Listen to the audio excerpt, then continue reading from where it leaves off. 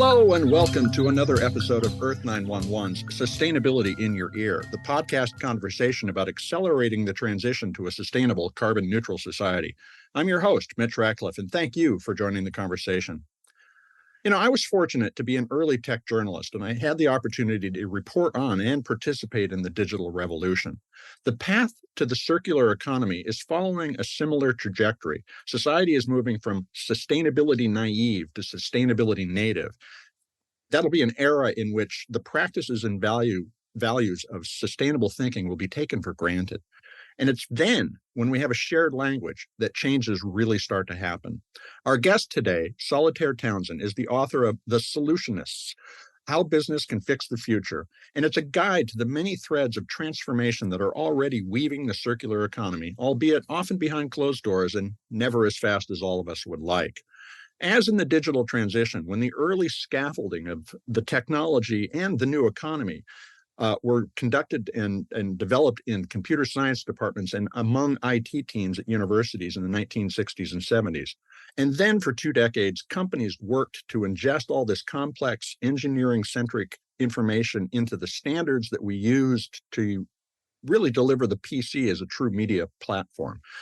All of that was the preface to the beginning of the real digital transformation. And then over the following 20 years, from about the time the web appeared in 1993 to around 2010, the engineering language started to fade and be replaced by a common nomenclature as the web, the iPod, the iPhone, and other technologies became commonplace. The Solutionists documents how a similar change is underway in companies and governments. Today's debates about the value of ESG reporting, for instance, and what factors it should account for, whether only the financial risk faced by companies or the full spectrum of environmental impacts a company or country creates, is an example of the debates that would be familiar to participants in the digital revolution. We talked about privacy. We talked about how to manage social media and transparency and identity. All of those things are similar to what we're going through now with the environmental transformation. Solitaire recounts hundreds of interviews and projects that show the progress and hope that can lead to a profound change. That's not guaranteed, but as she writes near the end of the book, being a successful solutionist means stepping up to the conversations that challenge you with an openness to learn. It's an uncomfortable time, and the curious, driven leader can make vast change real for their organization and their communities. You can find the Solutionists at Amazon, Powell's Books, and local bookstores, and we'll include links in the article that accompanies this podcast so you can find them. Let's get into the conversation. Welcome to the show, Solitaire. How are you doing today?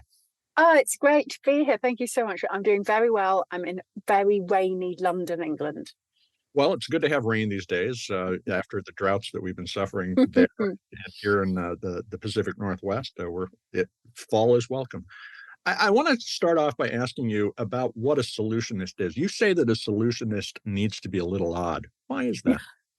So I've been working in this field. I've been working to try to create social and environmental solutions I'm into my 3rd decade now. And we never really had a collective noun. We were change makers or sustainability people or chief sustainability officers or activists even. And I wanted a word that really reflected the world that we're in right now, which is trying to find solutions to the challenges of the 21st century in many ways. And at the beginning of the book, I actually call solutionists curious in both senses of the ways. They are kind of strange people. They're not representative of the norm, mainly in their positivity and enthusiasm and belief that they can make a difference. That is far too much of a rare attitude these days. There is this terrible wave of fatalism that's taking over. So they're quite strange and unusual in that way. But they're also intensely curious about the world around them. So it's actually quite hard to interview them because they end up asking me as many questions as I ask them. Well, during the introduction, I compare what we're going through to the transition we did with digital. And a lot of it started with, university people working on this, and then it went into IT teams and companies, and then it reached all of us in a variety of different ways. This also implies that essentially a solutionist is an outsider, at least intellectually. How do you get over that wall, so to speak? So for now, and actually, I think we've got a lot of insider outsiders who are beginning to emerge. So, again, going back, 20, 30 years, you get called a hippie, you'd get called a sort of bleeding heart, all of these different terms of really kind of being an outsider and trying to have these conversations inside business. People would go, oh yeah, go and talk to our philanthropy department, who could sort of, do these corporate donations. Actually, solutionists mainly sit on the cusp now between some of these edgy ideas about how we transform our systems, about how we bring equity into our systems, about how we transform our energy, and the inside, where there's increasing pressure being felt around what's happening on the outside. So I find that most of the solutionists that I work with, they can straddle. They have got a foot in this very big visionary thinking about what's next for the world, and a foot in the deep reality of today. And that's what makes them effective. You provide a very concrete example of a personal transformation early in the book, which I think is applicable to the lives of all of our listeners as well. And that was the intrinsic challenge of embracing a fully vegetarian lifestyle as a cat owner. Mm-hmm. Why was that a challenge, and how did looking at it from a solutionist perspective help you solve the problem? Yeah. So, I'm a cat person. Actually, I'm a pet person overall. And I'm a lifelong environmentalist. I've been working in this field since I was 13. And over the years, those things became quite challenging. I couldn't, as I became more and more committed to living a lower impact lifestyle, trying to be more vegan and more plant-based, and then putting down this quite large bowl of meat every day for my cat. And cats are obligate carnivores. So you can actually have a healthy vegetarian dog if you put some real effort into it. And it takes some work, but you can do it. You can't with a cat. They can't, there's a set of amino acids they can't produce. They must take from other animals. And so, what you'd find coming out of things like the Intergovernmental Panel on Climate Change, who look at this purely through a scientific view, is we are going to have less pets. And I'm going, yeah, but do I really want to live in that world? It's like a sustainable world has got to be one I actually want to live in. And the sustainable future I want to live in has got, fur babies in it. It's got dogs, it's got cats, it's got rabbits, it's got this other life forms who live with us in our homes. That's a beautiful, beautiful thing. And so rather than either sort of just saying, no, it's fine, meat for animals is fine, it's all offcuts, it's absolutely perfectly fine, so denying it's a problem, or going, right, that's it, we can't have any more pets, so doing this massive sacrifice, a solutionist finds this middle way. So doesn't deny that something is a problem. It is a problem. A quarter of the meat produced by humanity is fed to pets. That's not an okay or sustainable thing. Plus recognizing the fact of going, we don't want to sacrifice, we want to live in a beautiful, wonderful future. And so how are you going to fix it? And so after doing some research, and didn't have to do that much, to be honest, I came across insect protein. Now, lots of people talk about insect protein for humans. Of course, insects are eaten absolutely normally as part of a diet in parts of the world. I don't want to eat them because that's how I'm a vegetarian. But I already knew my cat would be perfectly fine eating insects because she eats them all the time. It's actually, literally she bashes herself up against the window whenever there's a fly in the house. And so I took a look into insect protein. It's really good quality protein, very high quality protein in the way that it is farmed, and there's insect farms that are within buildings. It's hypoallergenic, and actually sort of emotionally it feels like a much more natural thing for a cow to be eating than a cow. I don't know about you, but I haven't ever seen a sort of group of little kitties bring down a cow or go fishing for a tuna. Well, now we've actually talked with a number of companies that do insect protein, particularly for dog and cat food. So, and it's 99% less impactful. It's really incredible. Now, how did that kind of personal experience translate into what you've been doing with various companies for the past several? So, my view is that we need to use business and we need to enthuse and inspire business to be part of the solution here. So rather than going and setting up my own company to try to make this happen, I was like, right, I work with Mars. Mars Pet Care is one of the biggest pet food owners in the world. And they're very aware of what's going on in the outside world. They do their sustainability report, etc. So I actually went and pitched to Mars, do this in partnership together. and that we would bring the branding and the consumer insight. We do a lot of the go-to-market, a lot of the direct-to-consumer marketing, but Mars would actually work on a insect-based pet food that met the criteria of the rest of their food in terms of health and nutrition, etc. And so that's a real solutionist thing to do, which is to sort of go, I want scale. I don't want this to be an alternative, something that's sold just online, something that is that you can only get through sort of health food shops. I want this on the on the shelves of Walmart. This needs to become something where in 5 years' time, Love Bug isn't anything special anymore, because actually insect protein is being used across a whole set of brands. And of course, by doing it with Mars, and once they've done all that experiment and all of that work and all of that R&D, of course they're going to use it across other brands, because that's how large companies work. So as a solutionist, what I was looking for was a solution that meant that I could get what I want, which is cats in a sustainable future, was something which could scale really quickly, which was about partnering with a large company to make it happen, and which was easy to communicate. And so we pulled together all of our branding and expertise in Futerra. It's something which we do a lot of to create this new brand, Love Bug. And the branding won so many awards, it was Pet Food Launch of the Year, blah, blah, blah, blah. And now it's actually gone into Mars, and Mars are taking this forward now, and they're scaling it, and, will be coming to a shelf near you. And this is how we should approach the problems that we look at. Not deny them or give up, but find a solution.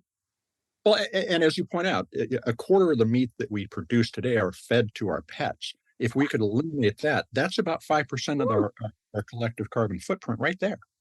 Absolutely. Whenever I'm having arguments with someone who very, very, very strongly wants to keep eating meat, I'm like, you should be a massive proponent for insect-based pet food, because absolutely, you can eat a little meat. Yeah, that means there's going to be more available for human beings. Well, and these trade-offs are really interesting to consider. I mean, a lot of the times we get very absolutist about this, and you make the point that companies are not evil; they're just slower to break their ignorance because of their financial stake in the ideas that they built their business on.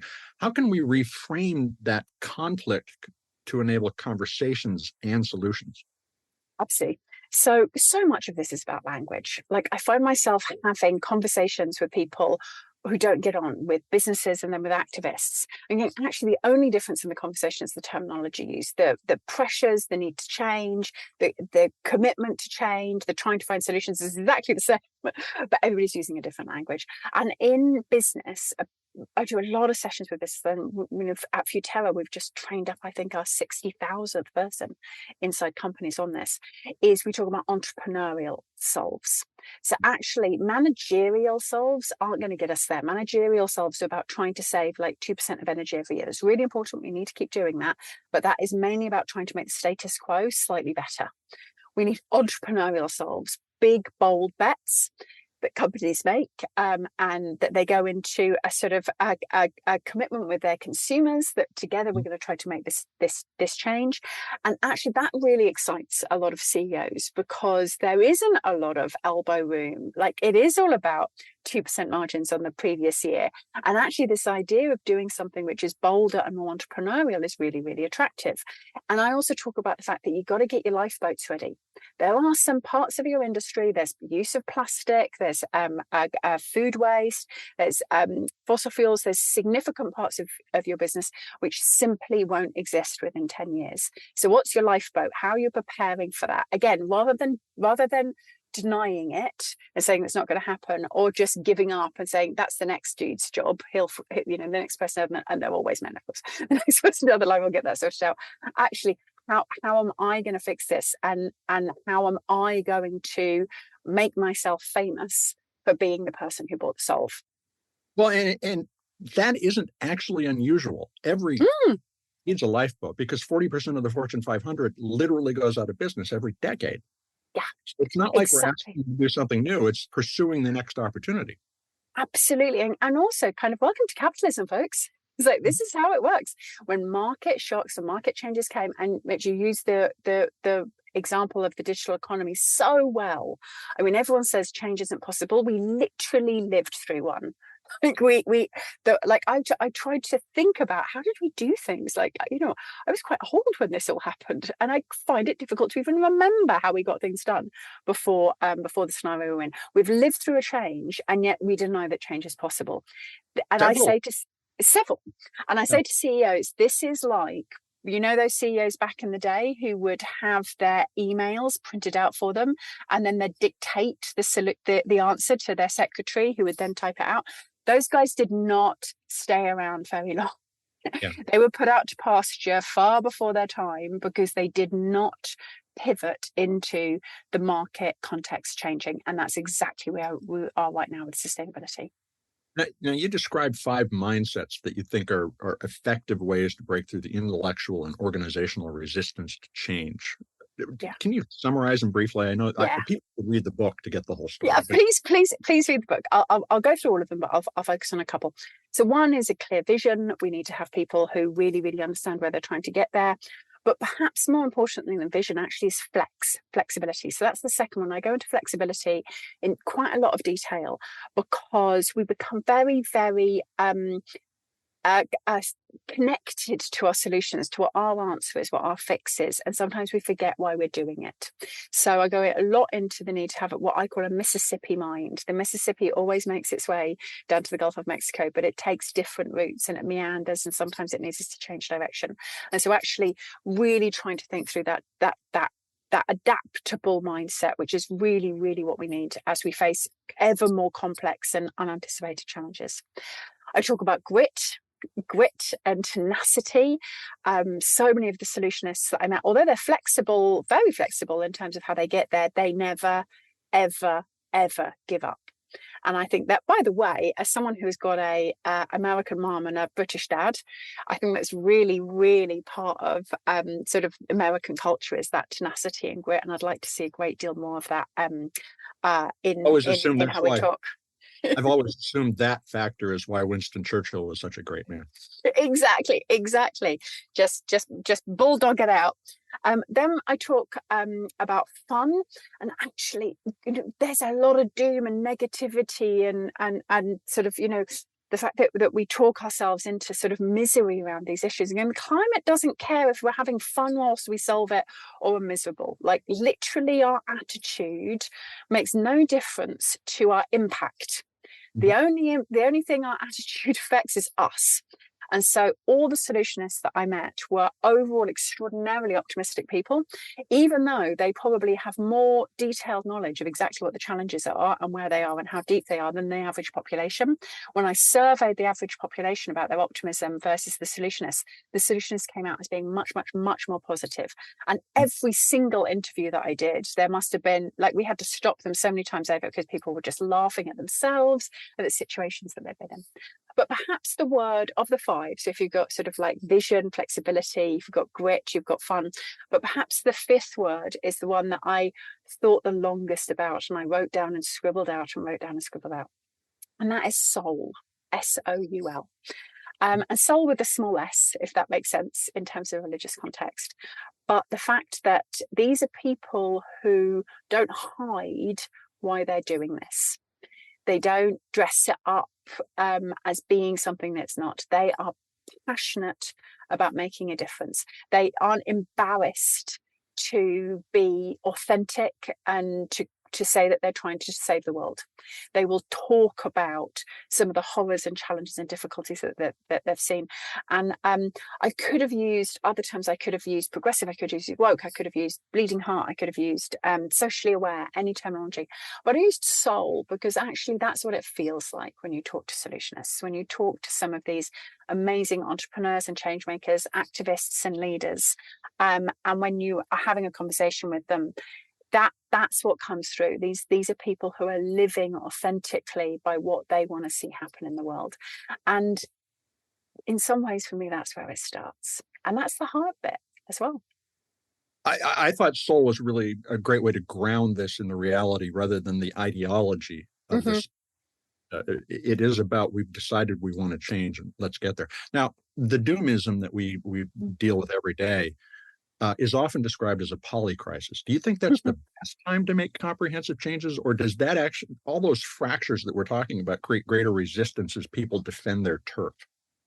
Oh, both. But when you look through some of the historical moments, the axial ages when big changes happened, positive changes, they almost always happen in times of fracture, because as the quote is, that's how the light gets in. But we need a lot of the accepted ways of doing things through being questioned. Now, they're often being questioned in a bad way, or being challenged, or things which are valuable are being undervalued. But that's a sign that everybody is ready for a change. And I talk about it as the crossroads, that we're kind of at a crossroads at the moment, where a whole load of bets are off, a whole load of expectations, a whole load of things which we grew up with aren't necessarily the way that they are, that aren't accepted as just a given anymore. And we could go one or other way. It's not guaranteed that we're going to go towards a more sustainable set of solutions. We're going to have to work very, very, very hard to do so. But I think it's very hard to make this kind of change when everything is tickety-boo, as we'd say. When everything is fine and everybody's comfortable and nobody's got any questions and nobody's trying to challenge orthodoxy, it's actually very difficult to make change. It's scary to make change when everything's up in the air, because of course you're not the only people trying to make change. There's other people who are trying to make change in a different direction, but it's the only way to do it. So yes, there are entrenched positions. There are people who are fighting back. The fossil fuel industry particularly is fighting a very strong rearguard action, but it's fighting a rearguard action because it's scared, which it really wasn't a decade or two ago. Well, the question is, are they the 40% that go away, or are they part of the 60% that transform into something renewable and sustainable? And it's not clear. This is a really great conversation. I want to take a quick commercial break. Be right back. Now let's get back to the conversation with Solitaire Townsend. She's the author of The Solutionists: How Businesses Can Fix the Future. Now, what we're talking about is not simply an environmental transition, but one in which equity figures significantly in the path to a new world, in which, the in it for myself approach to resource acquisition and ownership can give way to some form of cooperation and participation. And I do think within the framework of what we describe as capitalism. But how does equity figure in a solutionist perspective? What do you need to be thinking about? So for a start, I couldn't agree with you more. Like, people don't understand that around the world, the overt capitalism that you and I live within isn't the accepted paradigm. So more people are employed by cooperatives in India than by privately held companies. Like, more people are employees of cooperatives where they own part of the business that they work for than capitalist organizations. We do have a whole set of really, really exciting precedent.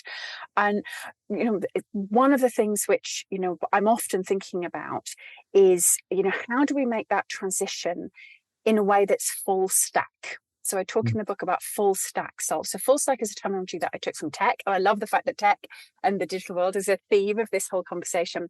And a full stack solve is basically when you've thought about what the front page of the website looks like, what the coding looks like, what the database looks like, what the back end of the website looks like. You as a coder, you can do the full stack. You can actually make a single solution. And that's what I think about in terms of being a solutionist. You can solve for environmental challenges in a way that also solves for social challenges. Because if you do the opposite, and if you try to solve for environmental challenges in a way that worsens social challenges, it's simply not a solve, and it won't stick.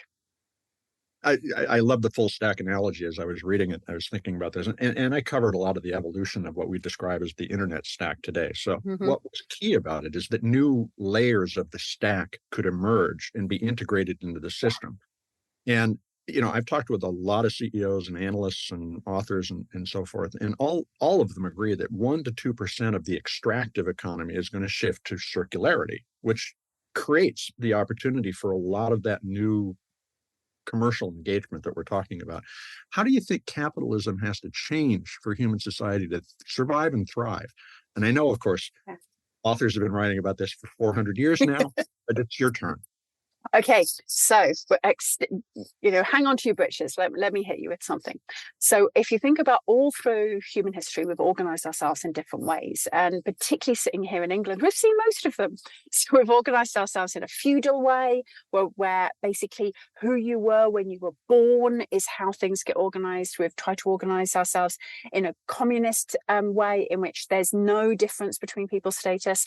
And actually what capitalism came along and did, which particularly if you used to live in feudalism was brilliant, was to say, actually, depending on how smart you are, depending on how much you can acquire, your status in society isn't dependent on who your dad was.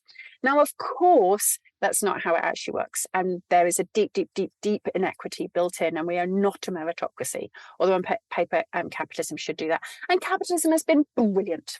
I would far prefer to live in capitalism than in feudalism, not least because I grew up poor, and that would have meant in feudalism that I'd have ended up going and scrubbing somebody rich's toilet. So really, really, really happy with a system within which, if you are able and if you are lucky, there are ways in which you can secure freedoms. There are significant barriers within that. Capitalism does not work the way that it's supposed to. It is still partly feudal. In fact, some people have said we've got feudal capitalism increasingly, particularly with inherited wealth. But how does capitalism move forward? Because capitalism promised us that we could organize ourselves in terms of accumulating stuff, and that we could just keep extracting resources, and that we could keep increasing our quality of life by extracting resources, and the economy would work around to do that. So a couple of things we've forgotten. One is the economy works for us. The economy works for us. And we often talk about the economy as if we work for it. And I often come up with a quote, which is the market. When we think about the market is a terrific servant. It's a great way to organize and serve humanity. It is a terrible boss if you allow it to set, and it is a terrifying God in terms of if you actually follow the market as if it were somehow natural rather than created. Or telling you something. Or telling you something. Reflecting what you want is that's exactly. Such an important difference. We invented this whole thing. We invented it. Adam Smith wrote it. It's like there's nothing God-given about any of it. So at the heart of capitalism, you've got two problems. One is it was supposed to be a meritocracy and it isn't. So we have got to try to pluck feudalism out of capitalism. So the whole point, by the way, it's what your country was founded on, was the attempt to pluck feudalism out of society. So if you could finish that job off, that would be great. And then on the second side, we cannot have everlasting resource extraction, which again, the founders of capitalism didn't realize were going to be an issue. They lived in a very, very, very big world in which humans were a very, very small part. And so the idea that there would be any kind of limits to limits to labor, yes, limits to capital, yes, but they never realized that there was going to be limits to resources. What does that mean? Well, it means that we can keep capitalism, but we're going to have to base it not on the accumulation of stuff, but on the accumulation of something else. Maybe on the accumulation of social credit, maybe on the accumulation of online stuff. I'm very interested in the fact that although as we move online, we don't become any nicer, our footprints can actually go down in terms of if we're more interested in accumulating online stuff than real world stuff. It basically means we are going to have to think very, very, very differently about capitalism, or we lose it. And I'm not one of those people who think that sweeping capitalism away is a good idea unless we have a clear alternative. Because I tell you what happens if you sweep it away without a clear alternative. Feudalism, which is always bubbling just under the surface, and we can see the heads of it now with the billionaire class, who are the kings of the modern world, it will come back, and we will all then be doing what our parents did, and we won't get a chance to do anything new. So let's think about, do we want to save capitalism? Do we want to replace capitalism? But we definitely don't want feudalism.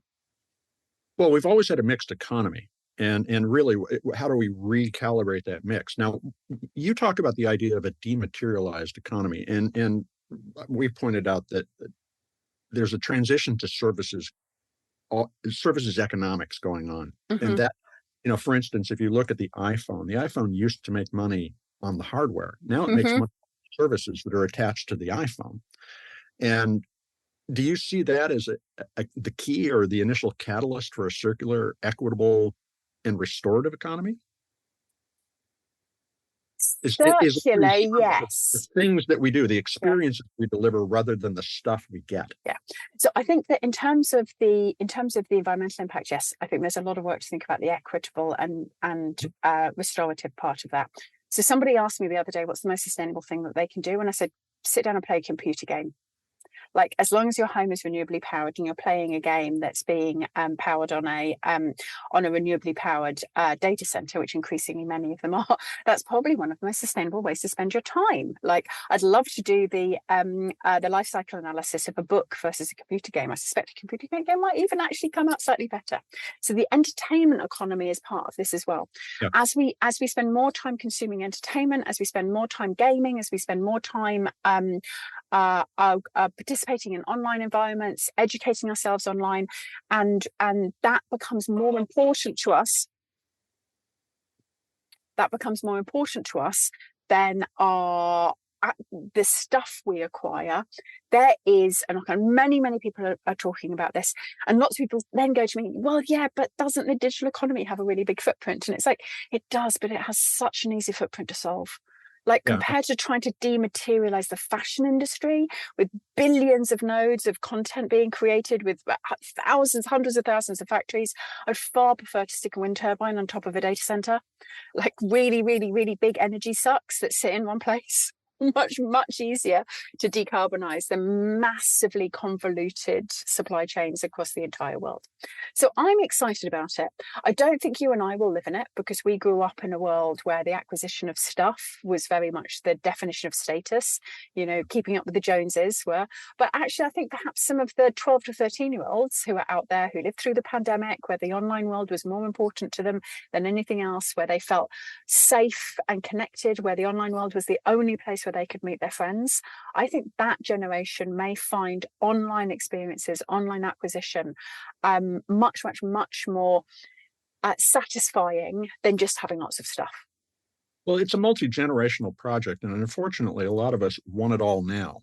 And that simply isn't the right way to think about this. So, and when we hear about the climate crisis, that is perceived as the negative pitch, that we have to do this or else. What's the best way to sell sustainability in the marketing or in the political sense? So, I don't in any way want to distract from the urgency and necessity to change in terms of climate change. Like, that is an absolute given. But if we wait until that urgency is so completely serious that it's bad enough that our politicians will act, we may have gone too far. So, and people go, oh, we just need a couple more natural disasters, and go, like, we've had quite a few, folks. Like, we've burned up the West Coast. It's like people are dying right now, and it isn't creating change fast enough. So what is going to, and I believe human beings have a great deal more energy over time to run towards what they want rather than to run away from what they don't. Fight or flight is a very immediate experience. We're not very good at our own survival. We smoke, we drink, we drive cars, we have high cholesterol. We're not actually very good at our long-term survival. What we're very good at, frankly, what we're very good at is working towards what we want. So I tend to talk about, rather than talk about solving climate change, I tend to talk about the massive benefits of a renewable economy. So around the world right now, we use about 17 to 18 terawatts of energy. That's everything: the coal, the oil, the nuclear, the renewables, the dung, the kerosene, the charcoal. It all comes to between 17 and 18 terawatts. And that's about it. That's about the maximum that humanity will be able to get access to. There's only so much coal and oil. There's only so much that you can build. 1 petawatt of energy hits the planet every single day. So imagine a world where we don't just have access to 18 terawatts of energy, we have access to 20, 25, 30, 50 terawatts of energy. The world we're heading to is significantly better than the world we're in at the moment. A world where the concept of poverty, this awful, hideous horror that we see around us of people who simply don't have enough to live, energy input could solve that. In terms of entertainment, in terms of stress, in terms of having access to time with our family, we're going to be healthier, we're going to live longer, we're going to have better sex lives. It's like When you think about all the changes we need to make to our lifestyles and to our systems in order to solve climate change, it solves everything else. And it's that positive vision of what we could get that so few people know is even for the taking. So I'm very good at selling that to companies, and they see that there is this very, very, very bold future of which they could be part of, and they can see there's losers and they can see that there's winners. We've really, really got to get that story to people as well. Energy abundance yields so much prosperity, and it's something that we fail to recognize, partly because the companies that currently provide us energy are very much about taking as much out of our pockets as possible to give us the energy. But when you're talking about 100, 200% solar and wind production compared to today's energy levels, that's a lot to spread around, and it's a lot less expensive.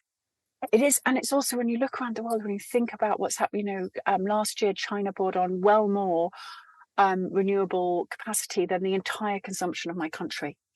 This is happening rapidly, and some of the economies which are dominant at the moment in the EU and in the US, need to catch up very, very, very quickly, and we need to stop seeing this as some sort of socially positive thing that we're doing almost in a philanthropic approach, and start seeing it as deeply competitive, because access to energy and how much energy you have is going to become all about renewables, because of course renewable, here in the UK, we have a very abundant wind.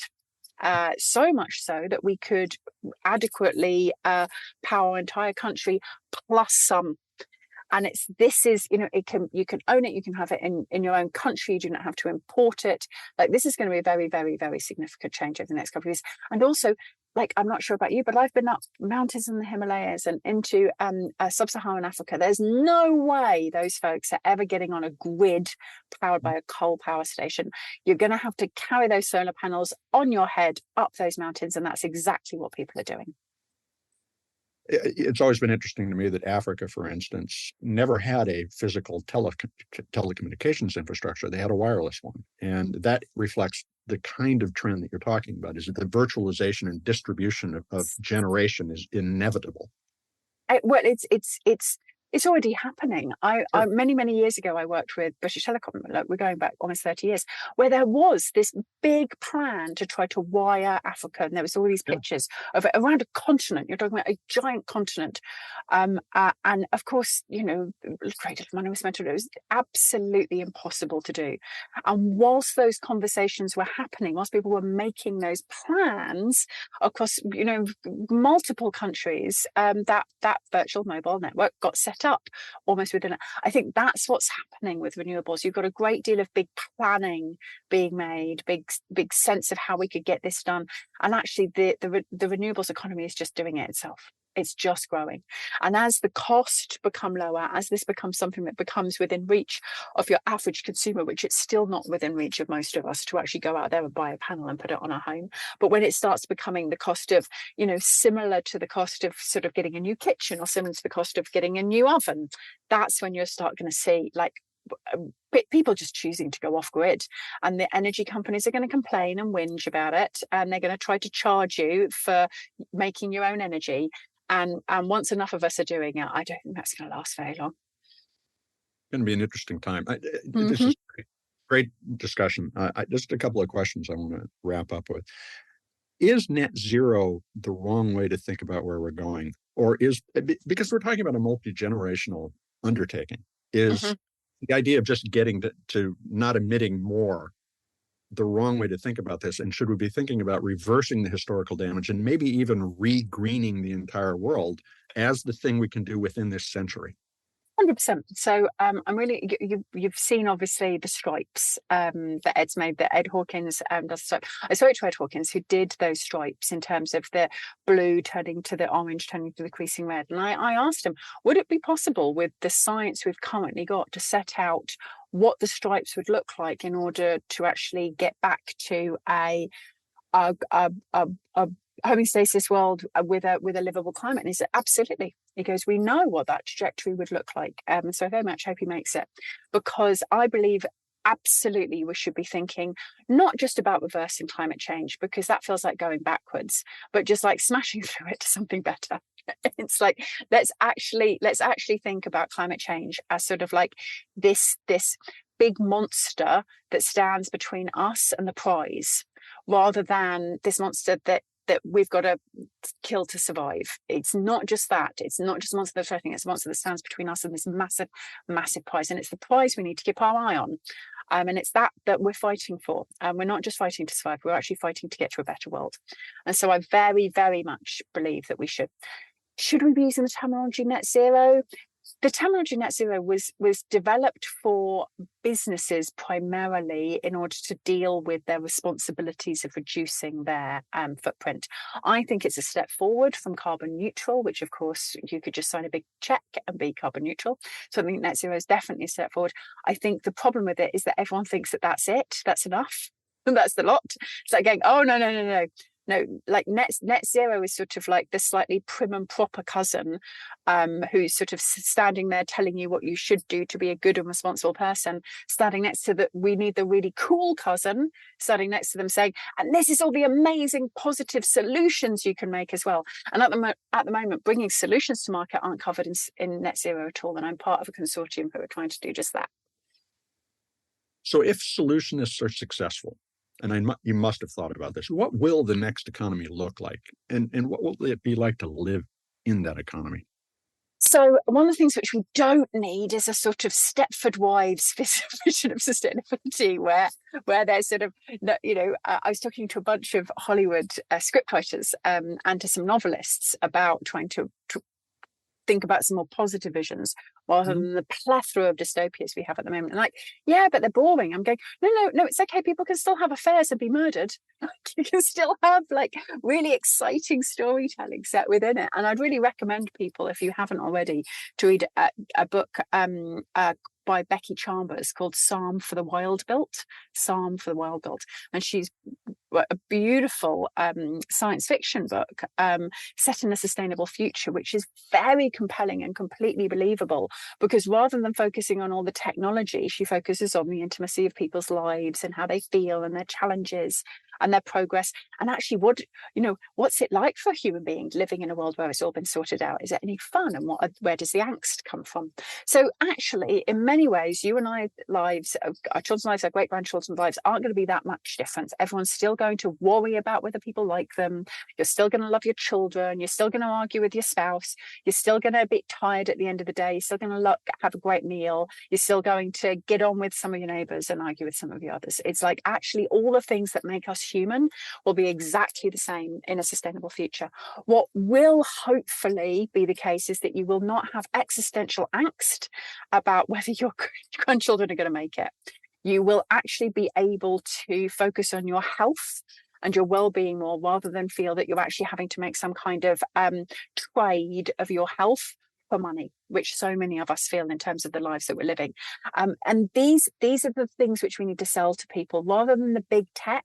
We need to say, you're going to sleep better, you're going to have more time with your family, you're going to look better, you're going to be thinner, and you're going to feel less angst and anxiety. You're going to be less stressed, and that's what people care about. They don't care about what generated the electrons which are coming down the pipe to the plug socket. They care about what that delivers for them in their life. So I don't tend to paint a picture of the technological future. I don't tend to talk about what it would look like in terms of the world building. I tend to talk about how you'll feel in that future, which is a hell of a lot better than how you feel right now.